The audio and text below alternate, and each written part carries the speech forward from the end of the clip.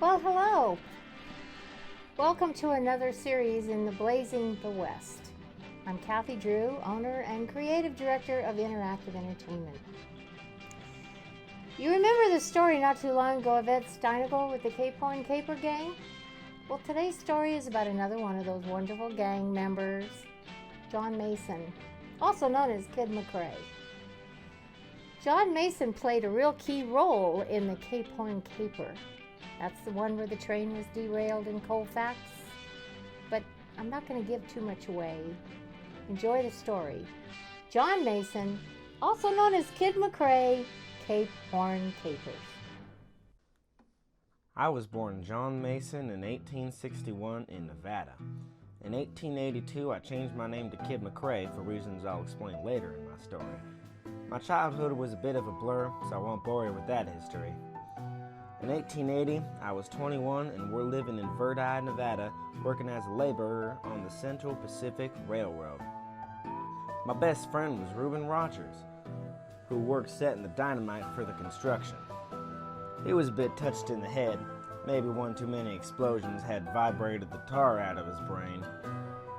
In July of 1881, I met two men named George Shin and Ed Steinagle when Reuben and I were invited to play poker in a town called Colfax. George was intrigued that we worked on the railroad and kept asking about the gold shipments coming through on the train.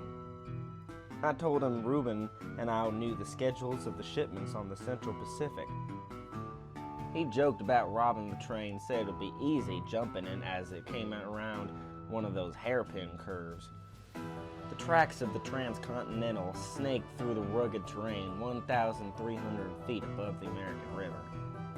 It would take a tight organization to successfully hijack a moving train on those rails.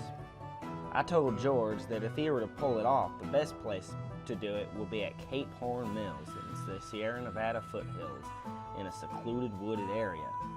George and Ed began to call themselves the Cape Horn Gang.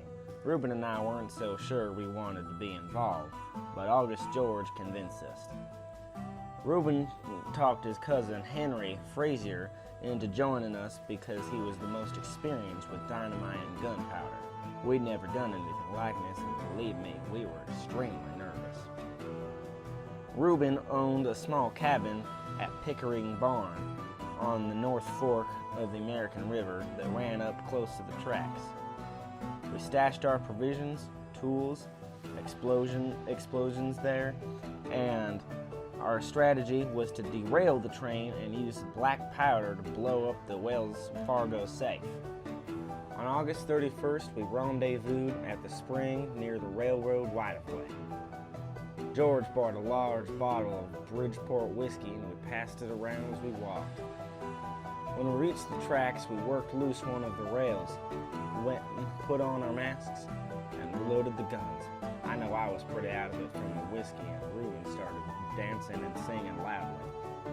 Around midnight, the eastbound Central Pacific Railroad number 1 came huffing and puffing around the grade. I saw the engineer see the missing rail and hit the air brakes, but it was too late. That explosion was way too loud. The lead locomotive skidded off the track and buried its wheels, tipped over the ditch.